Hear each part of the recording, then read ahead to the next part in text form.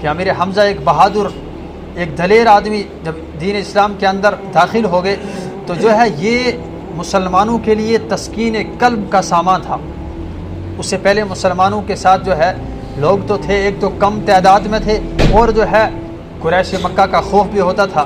جب امیر حمزہ رضی اللہ تعالیٰ عنہ اسلام کے اندر داخل ہوئے تو رسول اکرم صلی اللہ علیہ وسلم آگے بڑھے اور کعبہ کے غلاف کو پکڑا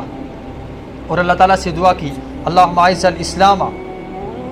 بعہد الرجلین علیک، یا اللہ ایک شیر تو نے دے دیا ہے، اب 2 شیروں میں سے ایک کی ضرورت ہے،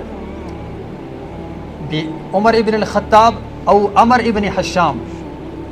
یا عمر ابن خطاب کو دے دے یا عمر ابن حشام کو۔ عمر ابن حشام ابو جہل ہی تھے۔ رسول اکرم صلی اللہ علیہ وسلم فرماتے ہیں اگرچہ ابو جہل نے میرے اوپر تکلیف و تشدد کیا، مجھے تکلیف پہنچائی، لیکن اگر دین کو ان سے تقویت ملتی ہے تو ان کو دین اسلام کے اندر داخل کر دے۔ تو یہ دعا رسول اکرم صلی اللہ علیہ وسلم کر کے جو ہے چلے گئے وہاں سے۔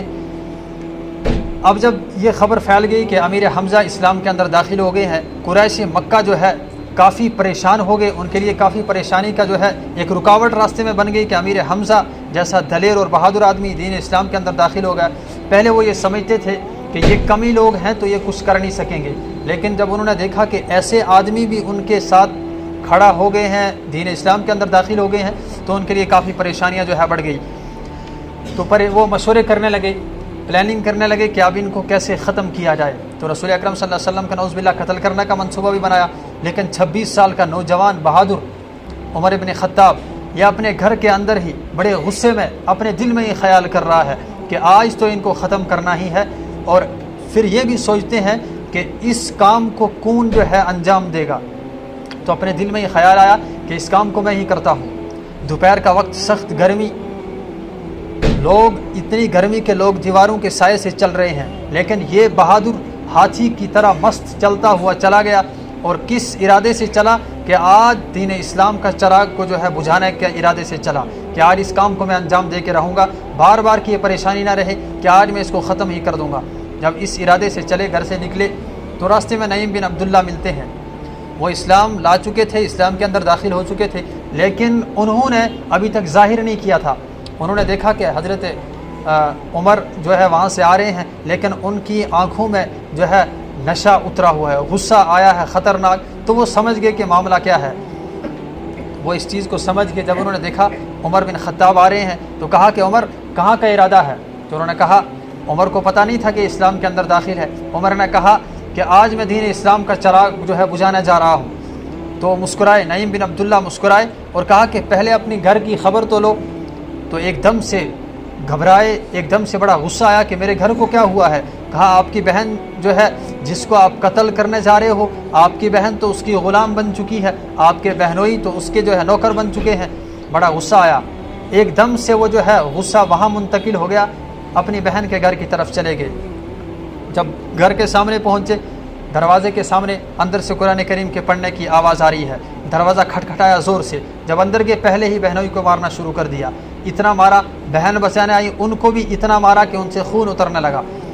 جب اتنا زیادہ مارا تو ان کو بھی جذبہ آیا، وہ بھی اسی کی بہن تھی فاطمہ بنت خطاب رضی اللہ تعالیٰ عنہ۔ انہوں نے کہا کہ عمر، جس باپ کا خون تیری رگوں میں ہے اسی باپ کا خون میری رگوں میں بھی ہے، تو مارتا مارتا تھک جائے گا، لیکن میں دین اسلام جو میرے اندر داخل ہو چکا ہے اس کو باہر نہیں نکال سکے گا۔ ایک دم سے کیفیت بدل گئی اور پیچھے ہٹ گئے، اور جب عمر بن خطاب رضی اللہ تعالیٰ عنہ پیچھے ہٹے، دیکھا، کہا چلو جو پڑھ رہی تھی وہ مجھے دکھاؤ، تم کیا پڑھ رہی تھی؟ تو فاطمہ بنت خطاب نے کہا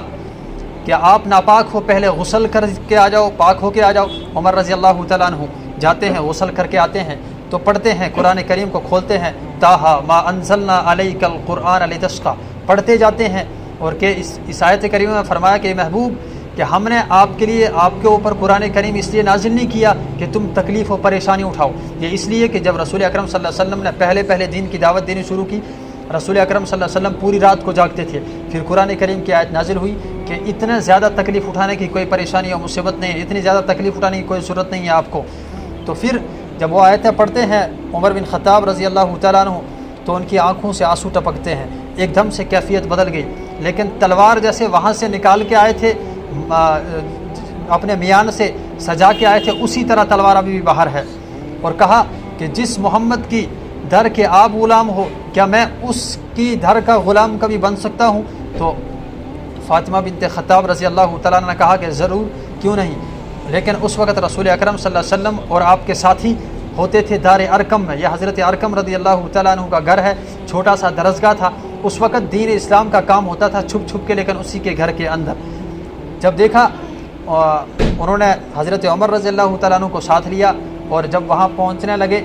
تو امیر حمزہ رضی اللہ تعالیٰ عنہ کھڑے تھے سامنے، جب دیکھا کہ عمر آ رہے ہیں تو رسول اکرم صلی اللہ علیہ وسلم نے، عمر نے کہا، امیر حمزہ رضی اللہ تعالیٰ عنہ نے کہا کہ اگر ان کا ارادہ صحیح ہوا تو ہم خوش آمدید کرتے ہیں، لیکن اگر ان کا ارادہ صحیح نہ ہوا تو انہی کی تلوار سے ان کی گردن کاٹوں گا۔ امیر حمزہ رضی اللہ تعالیٰ عنہ یہ فرماتے ہیں جب عمر بن خطاب رضی اللہ تعالیٰ عنہ دروازے سے اندر آئے تو دو صحابہ نے جو ہے عمر بن خطاب کو کندھوں سے پکڑا، رسول اکرم صلی اللہ علیہ وسلم نے کہا کہ چھوڑ دو اس کو۔ جب عمر بن خطاب سامنے آئے تو اللہ کے نبی صلی اللہ علیہ وسلم کو تو پتہ تھا معاملہ کیا ہے، جب دیکھا کہ عمر رضی اللہ تعالیٰ عنہ کی کیفیت کو تو کہا کہ اسلم عمر، اے عمر اسلام کے اندر داخل ہو جاؤ، اسلام کو قبول کر لو۔ ان کے بدن کا یہ اندر والا کپڑا تھا، رسول اکرم صلی اللہ علیہ وسلم نے اس کو پکڑ کے جھٹکا دیا اور کہا کہ اسلم عمر، عمر اسلام کے اندر داخل ہو جاؤ۔ پھر عمر بن خطاب رضی اللہ تعالیٰ عنہ کے دل پہ ہاتھ رکھا اور پھیرتے ہوئے دعا مانگی، اللہم اہدی قلبہ، اے اللہ عمر کے دل میں ہدایت ڈال دے۔ اتنا کہنا تھا کہ حضرت عمر رضی اللہ تعالیٰ عنہ نے کہا کہ اشہد ان لا الہ الا اللہ واشہد انک رسول اللہ۔ جب یہ کہا تو اللہ اکبر کی صدائیں لگی،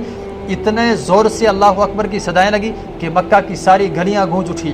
تو پھر کیا، رسول اکرم صلی اللہ علیہ وسلم کے دربار میں حضرت عمر رضی اللہ تعالیٰ عنہ آئے اور کہا کہ یا رسول اللہ، جو دین اسلام تم پھیلا رہے ہو کیا یہ سچا نہیں ہے؟ تو رسول اکرم صلی اللہ علیہ وسلم نے کہا کہ بالکل سچا ہے۔ کہا کہ جو آپ اللہ کے آخری نبی ہو کیا یہ سچ نہیں ہے؟ کہا بالکل سچ ہے۔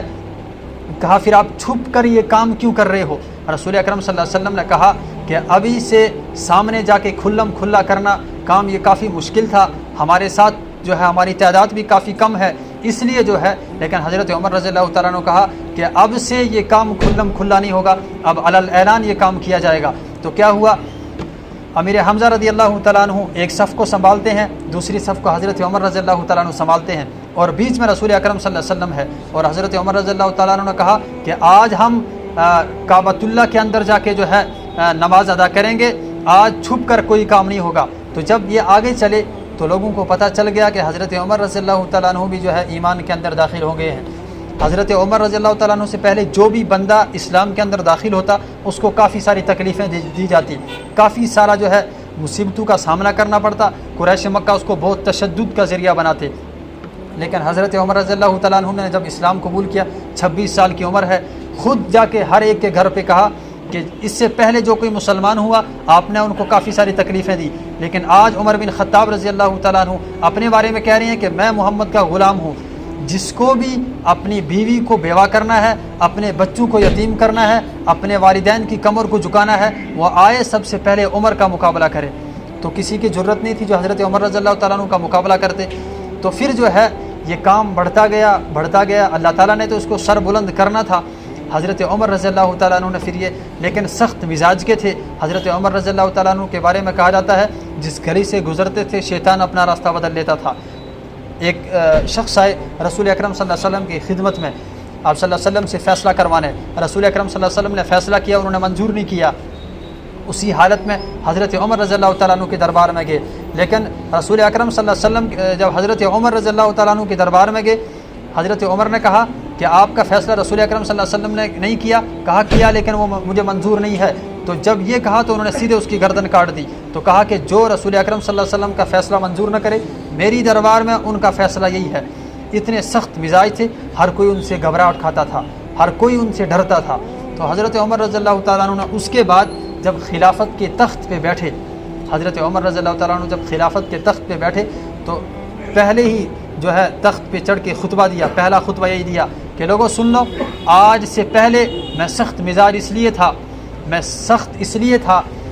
میرے اندر جو ہے یہ سختی اور یہ غصہ اس لیے تھا کہ رسول اکرم صلی اللہ علیہ وسلم نرم مزاج کے تھے۔ اس کے بعد میں سخت اس لیے تھا کہ ابوبکر صدیق رضی اللہ تعالیٰ عنہ نرم مزاج کے تھے، لیکن اب تخت پہ میں بیٹھنے جا رہا ہوں اور میں صرف سخت ان لوگوں کے لیے ہوں جو دین اسلام کے خلاف ہے، اپنے لوگوں کے لیے میں سخت نہیں ہوں۔ تو حضرت عمر رضی اللہ تعالیٰ عنہ نے جو ہے 10 سال 6 ماہ اور 4 دن خلافت کی، اور پھر اس میں کتنے جو ہے شہروں کو 36,000 کچھ شہر لکھے ہیں جن کو جو ہے انہوں نے فتح کیا۔ یہاں ایران، عراق، کافی سارے ایسے، مصر، اچھا بیت المقدس کو بھی آپ نے فتح کیا۔ یہاں مکران بلوچستان کا ایک شہر ہے، وہاں تک حضرت عمر رضی اللہ تعالیٰ عنہ نے فتح کیا تھا۔ لکھا جاتا ہے تاریخ کے اندر، اگر حضرت عمر رضی اللہ تعالیٰ عنہ کو 10 سال اور مل جاتے تو حضرت عمر رضی اللہ تعالیٰ عنہ پوری دنیا پہ جو ہے اسلامی حکومت کو جو ہے نافذ کر دیتے، ساری دنیا میں جو ہے اسلام کا بول بالا ہوتا، کفر کا نام و نشان کہیں نہ ہوتا۔ لیکن حضرت عمر رضی اللہ تعالیٰ عنہ کے نصیب میں اتنا ہی لکھا تھا، جب رسول اکرم صلی اللہ علیہ وسلم کے بعد حضرت ابوبکر کو خلافت دیا آپ صلی اللہ علیہ وسلم نے، اس کے بعد حضرت عمر کو بٹھایا، تو حضرت عمر رضی اللہ تعالیٰ عنہ نے 10 سال 6 ماہ اور 4 دن خلافت کے بعد، اور کیسے اپنی رعایا کا خیال رکھتے تھے کہ دن میں لوگوں کے فیصلے کرتے تھے، لوگوں کے مسائل کو حل کرتے تھے، اور رات کو جا کے گشت لگاتے تھے کہ کوئی مفلسی کا شکار تو نہیں ہے، کوئی بھوک کی وجہ سے تو نہیں ہے جس کے گھر میں کچھ کھانے کے لیے نہیں ہے، رات کو گشت لگاتے تھے۔ اس کے بعد ایک دن جو ہے حضرت عمر رضی اللہ تعالیٰ عنہ فجر کی نماز ادا کر رہے تھے، تو ایک مجوسی ابو لولو فیروزی نام کا شخص جو ہے، انہوں نے زہر آلود خنجر حضرت عمر رضی اللہ تعالیٰ عنہ کو مارا، جس کی وجہ سے جو ہے وہ زخمی ہو گئے۔ 26